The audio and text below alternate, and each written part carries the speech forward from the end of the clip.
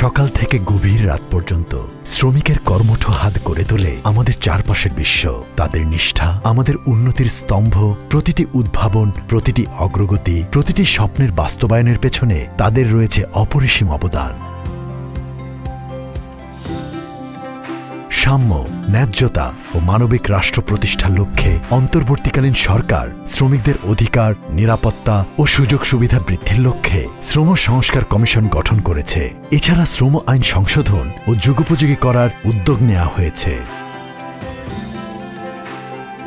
শ্রমিকদের মান মর্যাদা রক্ষা, অধিকার প্রতিষ্ঠা, কর্মঘণ্টা ও ছুটি নিশ্চিতকরণ, পেশাগত, স্বাস্থ্য ও কর্মক্ষেত্রে নিরাপত্তামূলক ব্যবস্থাসমূহ বাস্তবায়ন সহ শ্রমক্ষেত্রে শৃঙ্খলা সমুন্নত রেখে মালিক, শ্রমিক, সরকার ও বিভিন্ন আন্তর্জাতিক সংস্থার সাথে সমন্বয় করে শ্রম ও কর্মসংস্থান মন্ত্রণালয় ও আওতাধীন শ্রম অধিদপ্তর, কলকারখানা ও প্রতিষ্ঠান পরিদর্শন অধিদপ্তর সহ বিদ্যমান সকল সংস্থা নিরলসভাবে কাজ করে যাচ্ছে।